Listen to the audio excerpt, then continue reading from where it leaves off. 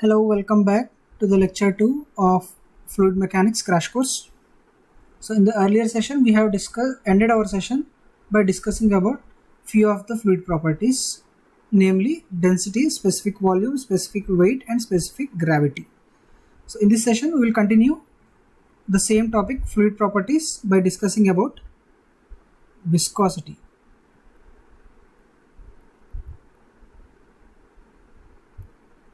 In simple terms, if you want to say about it, this is basically resistance. Resistance to what? To flow of the fluid. Basically that is resistance to deformation of the fluid element under study. Now how this resistance is coming into play, we will shortly see. Now when we take any element in certain volume, any material, it will have some molecules within it, right? When there are certain molecules within it, at certain temperature T, you might have studied in chemistry in your higher secondary that at a given temperature T, depending on what temperature it is, there is certain level of kinetic energy associated with every molecule in the particle, in the material. When I said there is certain level of kinetic energy for every molecule, then molecules move. They are moving within that given volume. When they are moving, it is every chance that they can collide. So what is happening ultimately? Molecular collisions. One molecule may collide with other molecule, right? One more thing, one more concept also we have to see. There are certain number of molecules in a given material, in a given volume. Now there will be something called cohesiveness. So similar molecules of same particle,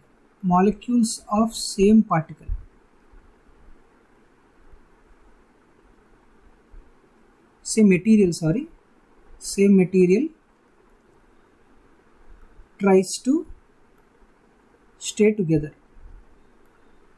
They apply certain force on adjacent molecules such that all the molecules stay together and the material stays intact. They try it. Now depending on the external force, they may break apart or not, it depends, but somehow they try to stay together. So there is certain level of attraction between adjacent molecules, nearby molecules, right? Now when there is certain this level of, we can't say that is bonding, we can say that there are certain something called cohesive forces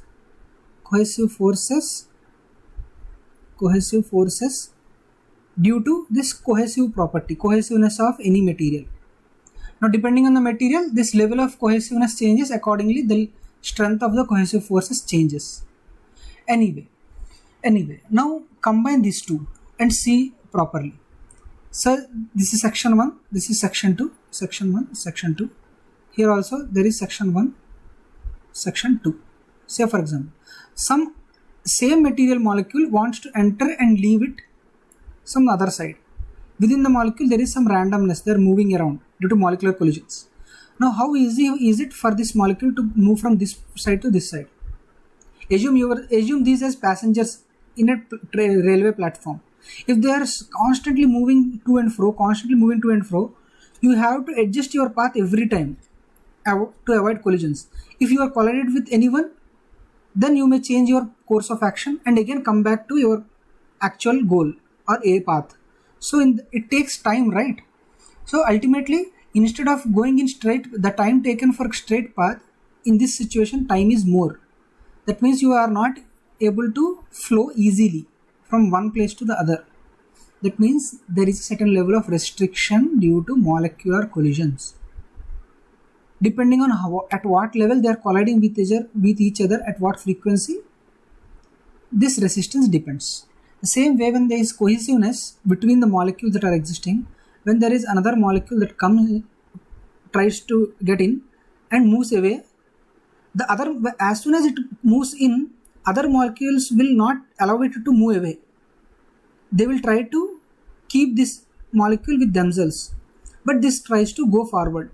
in that process, what is happening actually, these other molecules that are together up and down, they are trying to hold this molecule with them.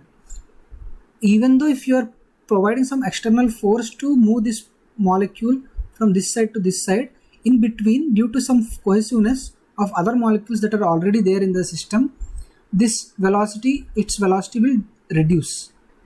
So ultimately what that means, this external molecule that is trying to pass through this system is also facing some resistance. So what do you understand from this?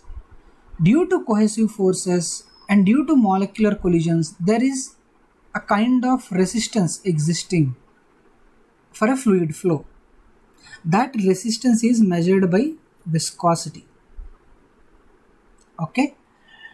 Now, I am also saying that is a deformation of, when I say fluid flow, it is a deformation, right? Just a minute. Let us take another scenario. This is how this viscosity works. Let us see. Now say for example, there is a stationary plate like this. Stationary plate like this. So that means when I say stationary plate, and y equals to 0, let us say this is a datum. Datum means the reference plane, the bottommost reference plane, and at there the datum velocity is 0. It is stationary, right? Now say there is a fluid flowing above it. Say let us take 5 layers.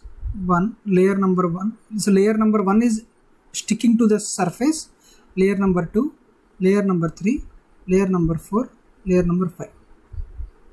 So 1, 2, 3, 4, 5. So 5 layers. At time t equals to 0, let us take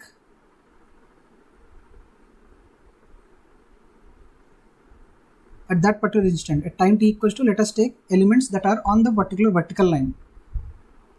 So this particle belongs to layer number 5. The bottom one, that particle belongs to layer number 4, and this layer 3, layer 2, and this last one will be layer 1. Element, that particle will belong to layer 1.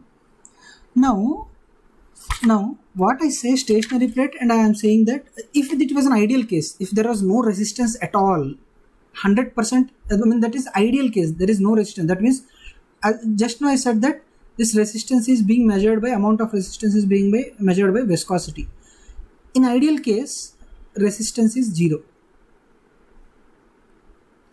equals to 0. That means viscosity is also 0. If that is the case, if that was the case, in reality that is not the case, but if that is the case, then what happens? Resistance not there means every particle is independent of the other particle, every layer. So this layer is independent of this layer is independent of this.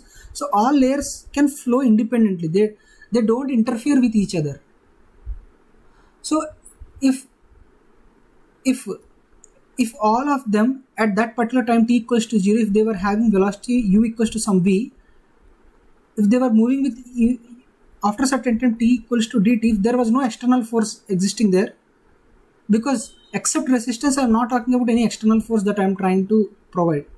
What I am saying is there is no external force. So then when there is no external force, in engineering mechanics we have studied that there will be uniform velocity. So initially at time t equals to 0, when velocity was v, after certain time t equals to dt also, velocity will remain same for all the layers, the same velocity. Initially whatever velocity, that is the same, that remains same at the time equals to dt. Also initially for each element, each particle, for each layer was v. So here, so in given time dt, the distance that each element covers is time into velocity, that is dt into v. So distance is same, right? So all particles would have reached the same distance. So from here to here.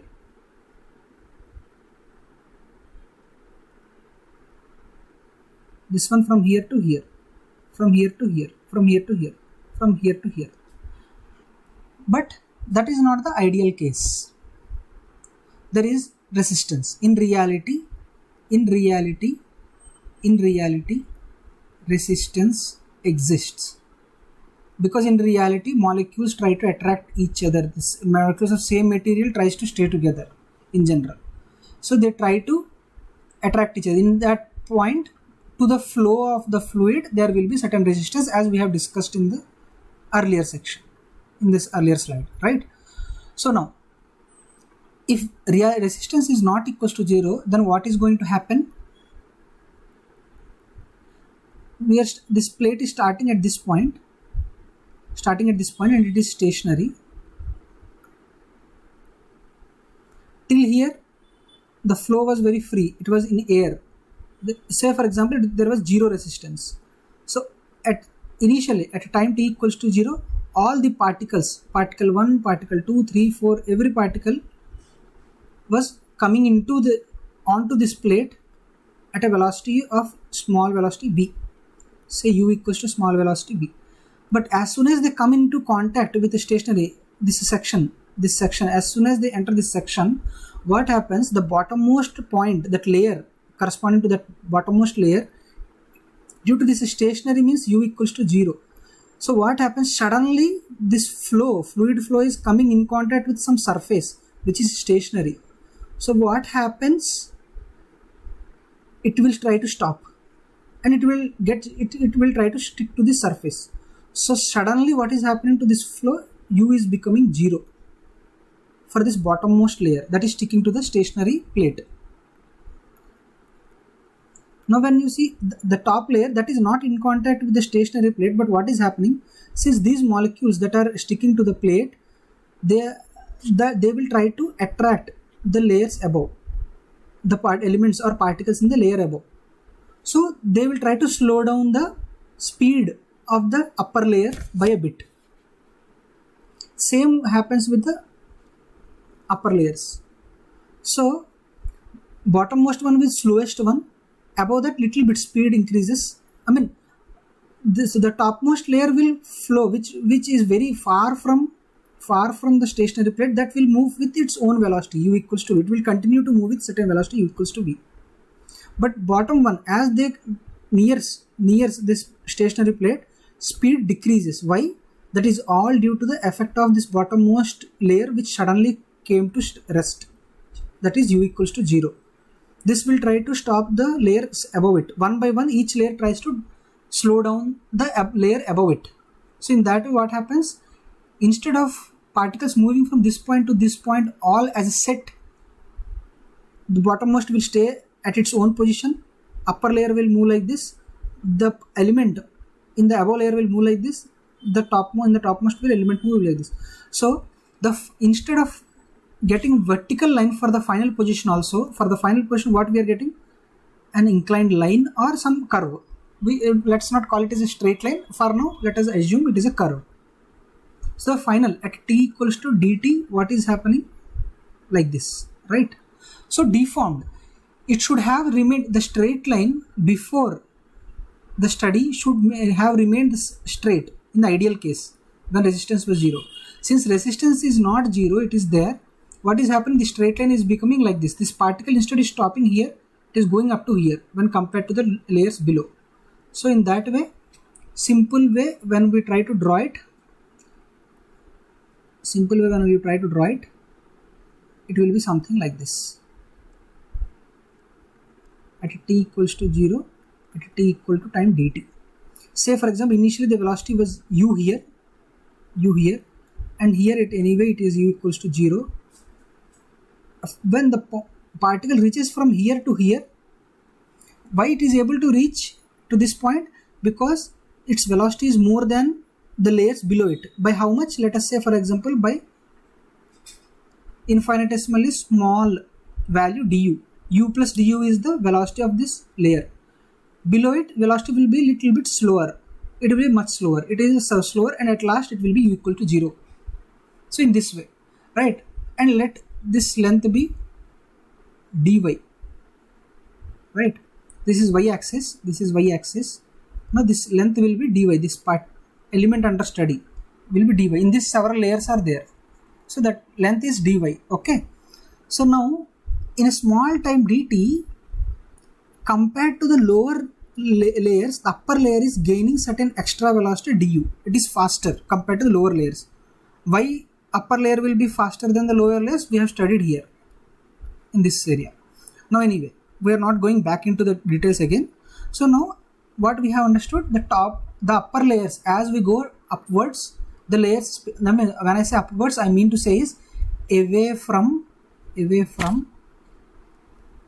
stationary surface or walls, like pipe walls or conduits. Stationary surface, away from stationary surface, then the speed increases, speed of the fluid flow increases. So this is here at the bottom we were having stationary plate, right?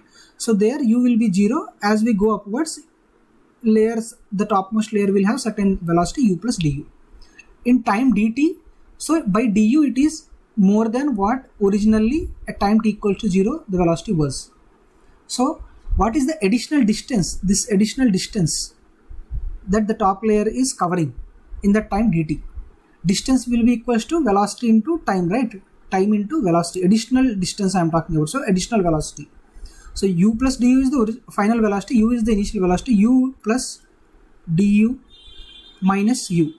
Final minus initial is du. That is, so corresponding to that additional velocity in the given time, the additional distance will be covered, this distance, when compared to the bottommost point. So that distance is dt into du, right? Also, the same distance can also be expressed in another way. Let me show you.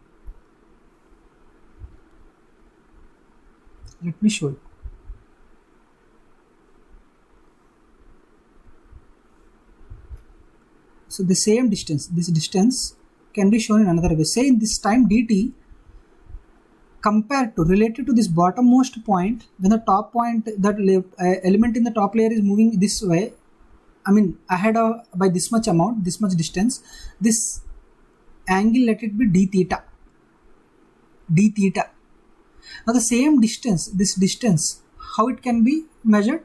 If we were having certain center and it is radius, and when it is covering certain distance d theta, then a distance of ds is covered. So how ds is expressed? R into d theta, right?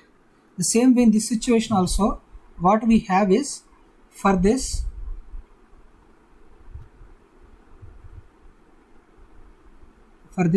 it was u plus du in time dt. We are taking this as d theta and we are taking this as dy, right? Now what is happening there? This distance is given by, one way it is given by as du into dt, in another way it is also given by dy into d theta. So since both are representing same, that is the additional distance that top layer is covering when compared to the bottommost, so they can be equal. Now observe, what is du by dy? That is d theta by dt, right? So this but again observe one thing. In solid mechanics we have studied, say that there is an element like this, when there is certain force acting like this, it will try to deform, right? We have studied it here. When we fix the bottom surface, we have studied like that. This angle, that will be gamma, that is the shear strain we have studied. How we have expressed gamma, shear strain? We have said it is b, it is b dash, it is a. Then we learned there that it is b dash by ab. AB is nothing but, in our case it is dy, and bb dash is nothing but, it is the distance, additional this distance.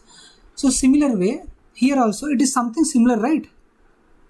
Instead of being like this, it is something like this. So this part, observe this part. So it is some deformation. It should have been straight line, but it is curved due to that resistance acting on layer by layer. So this is a deformation, right? This is deformation in the fluid due to the flow and due to the viscosity. Those all components contribute to this deformation. Now there in solids we were only concerned about angle, shear strain, but in liquids we are concerned about shear rate. the rate at which this deformation is happening. That's why we are not concerned about the d theta itself, but we are concerned about d theta by dt. Not just d theta, but d theta by dt.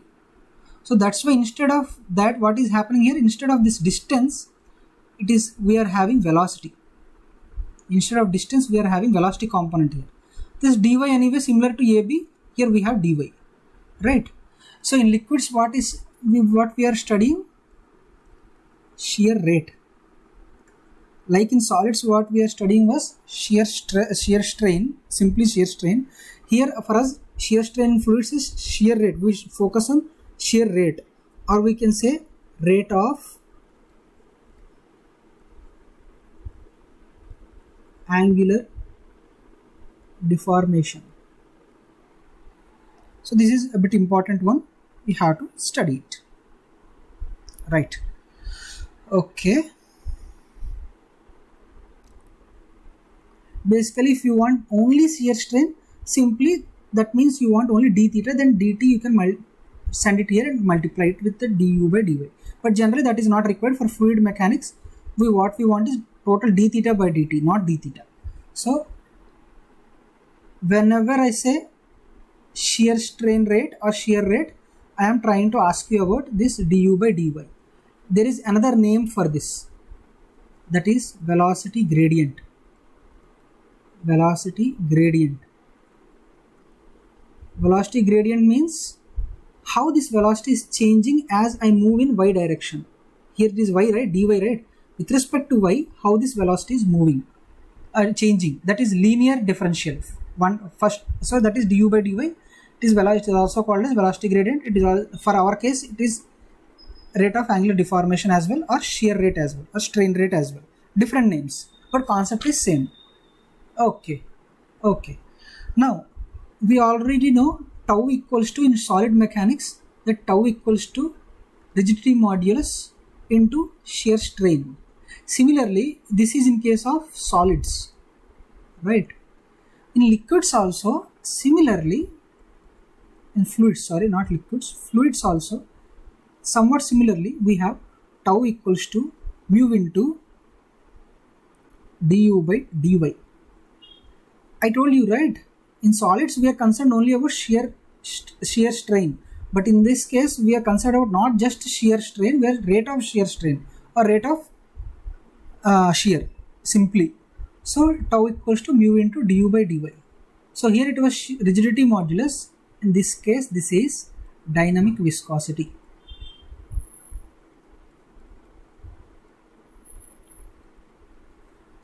Or we can say, or another terminology, absolute viscosity. So this is shear stress. Shear stress, the overall shear stress that all layers together are so shear stress that are the shear stress at a given instant or given location, tau. Okay. Now, so this is dynamic viscosity coefficient, sorry, absolute viscosity coefficient. These are coefficient. Sorry, I forgot to write that. Now, the units for this will be Pascal second. Deriving it is easier because mu equals to tau divided by du by dy, right? Tau is Newton per meter square. Du by dy is a Newton per meter square itself means pascals. Du by dy means meter per second divided by meter, which is equals to per second, right? So what is happening? Pascal divided by 1 by second, which is equals to Pascal second.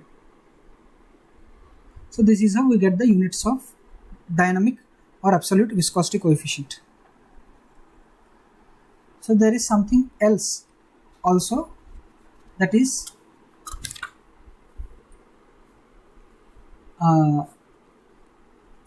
kinematic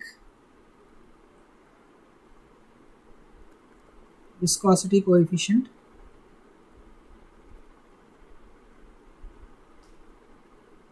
It is very simple. It is denoted by nu, and this nu will be equals to dynamic viscosity coefficient divided by density of that fluid, mu by rho. So that Pascal seconds divided by kg per meter cube. So this, when you work out all these things, what you will get is meter square per second. Okay. So in earlier case, for dynamic viscosity, this Pascal second is SI units or metric SI units. When you say CGS units, it will be poise, where one poise will be equals to 0.1 Pascal seconds. Now in the same way, for this is the metric SI unit. CGS will be Stokes. It is your exercise to convert this SI unit to CGS unit. The Stokes, that unit is centimeter square per second. Now you just tell me in comments how much will be 1 Stokes equals to in terms of meter square per second. That is SI unit. Okay. So now one more main part that we need to understand is, just now I have told you that tau will be equals to mu into du by dy. But this is applicable only to Newtonian fluids.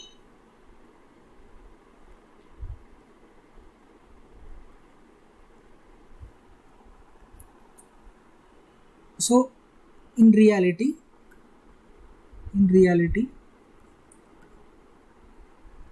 all fluids are not Newtonian fluids.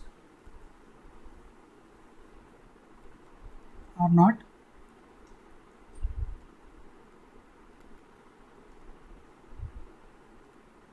Newtonian fluids. So what's happening there? That means this equation cannot be satisfied by every fluid. So for general expression will become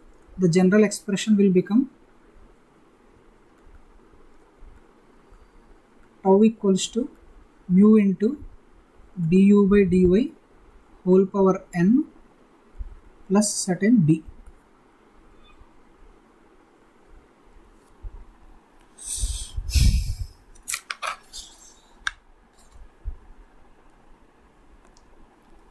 Exactly not mu, it can be some coefficient a.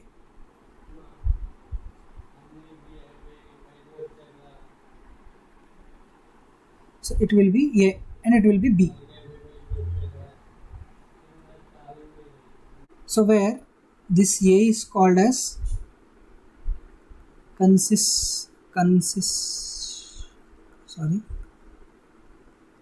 consistency index, and that n is called as power law index.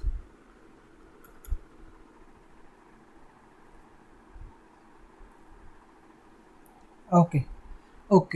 Now depending on the value of A and value of N and value of B, we can have different fluids. If A is equal to mu and N is equals to 1 and B is equals to 0, then observe there what will tau become. That is simply mu into dou u by dou y. That's it, right? Which is again this equation, Newtonian equation. So this set of values will be for Newtonian fluid.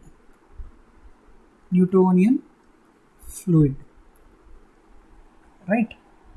So again, let us write that equation again. Tau equals to a into du by dy of to the power n plus b. Now when b is equals to 0, let us plot a graph.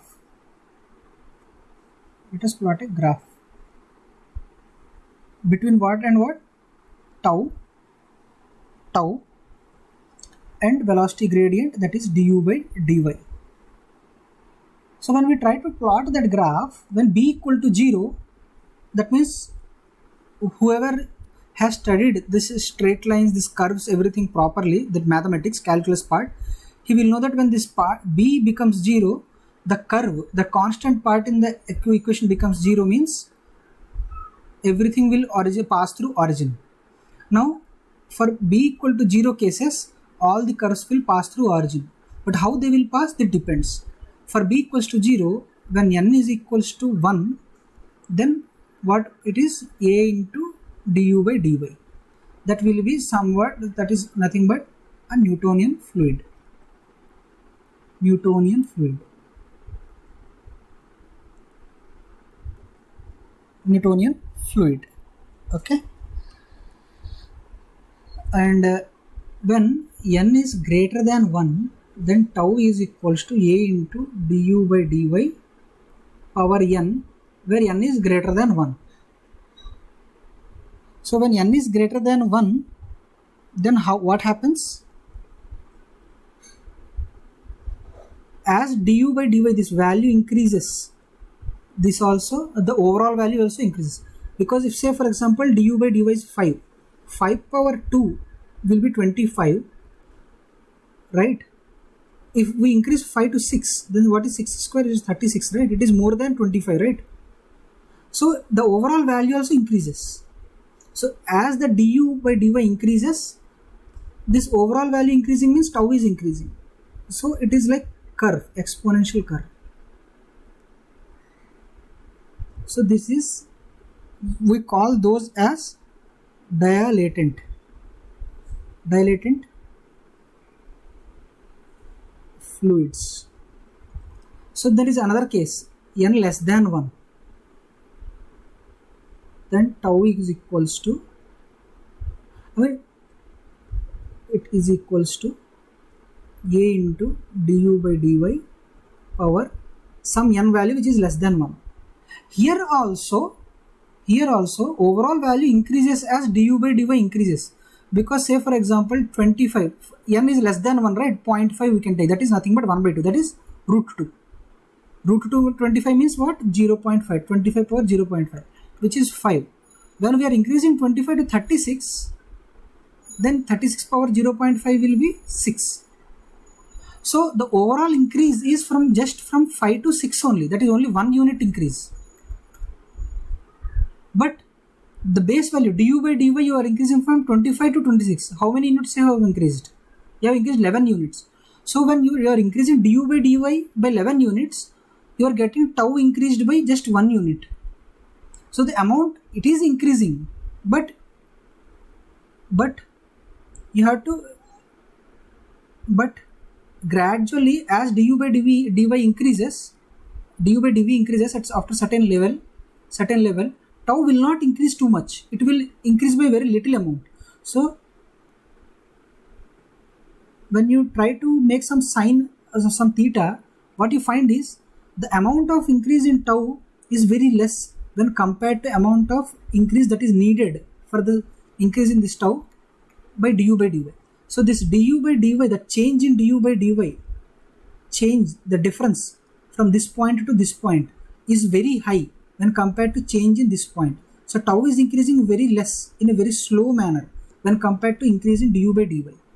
So such fluids for which the amount of increase in shear stress is very less when compared to the amount of increase required for the same, that particular matter in du by dy, that is velocity gradient, such liquids are called pseudoplastics.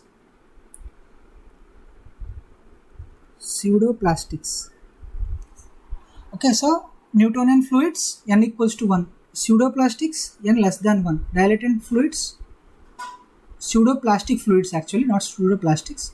Dilatant fluids, it is n greater than 1. So here when you observe, for a small increase in du by dy, there is a lot of increase in tau, that is shear stress. This is very high when compared to change in this. So that's why their increase is exponentially high. This is slow. Increase in tau is slow. So for pseudoplastics, right? And there is one more where n is equal to 1, but b is not equals to 0. B has some value, but n is equals to 1. then what is that? Tau will become A into du by dy plus b. When I say A into du by dy, is it not same as this?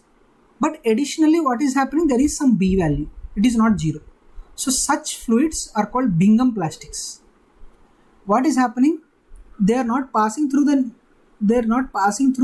origin, but they are passing through some certain point at certain height. They are parallel to Newtonian fluid line, but they are at certain height. They are not passing through origin. This is origin, right? 0, 0. So it is not passing through that. So this is threshold. We call it threshold stress, threshold shear. Till shear stress rises up to certain amount, the particle is not going to move anywhere. Once we cross this value b, then only fluid starts moving, and we will have this relation, that is A into du by dy plus every time this b. So these are called Bingham plastics.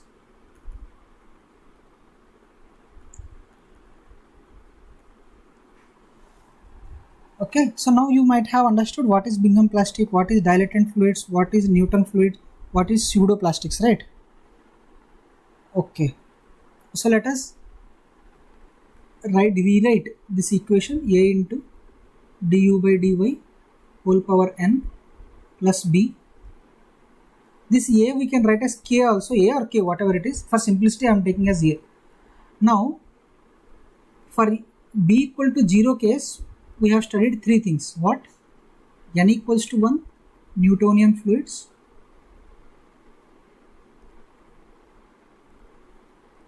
Example, we can take it as water, right? We can take air, we can take glycerin. All these are examples of Newtonian fluids. Now when N is greater than 1, that was dilatant fluids. So basically what is happening, what you are observing here in the graph, that is there is high increase in shear stress as you increase the velocity gradient. So why more amount of shear stress is arising? That because the fluid is thickening, it is becoming thick. As it nears, as thickness increases within that pastiness or that thing increases, this we will find it hard to move around.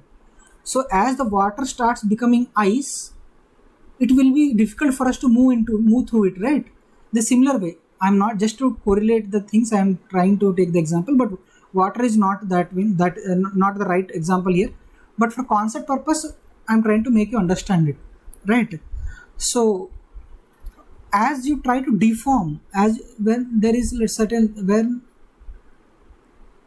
certain amount of fluid here like this, for dilatant fluids case, as you try to deform it by moving the layers apart, the more you try to move it, the more stickier it becomes.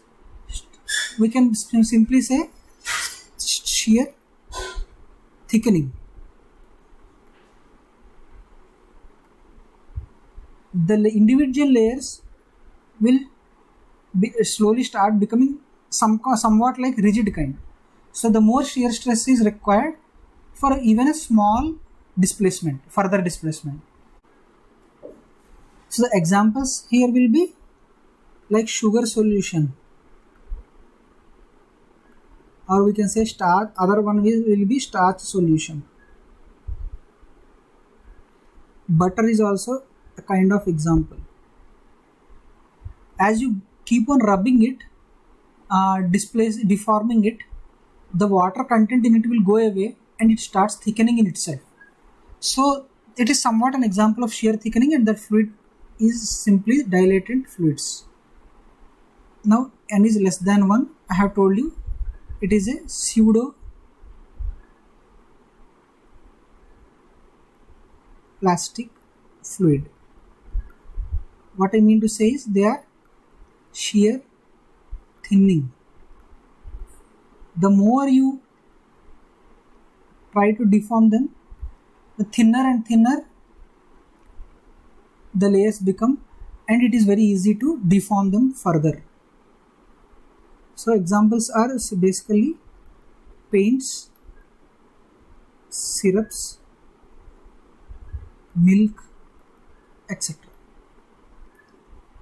There is one more case I have told you, that here B is not equal to 0 but N is equals to 1, which is Bingham Plastics. Right? So when I say Bingham Plastics, some of the examples here are toothpaste. They are similar to Newtonian fluids, but the only case is initially to deform them we need a threshold stress. We need to cross the threshold stress levels. Ketchup, all such kinds. Chocolates, chocolate spelling, chocolates. So these are some of the examples. So hope you have understood it. That's all for this session. Thank you. Let's meet in the lecture 3.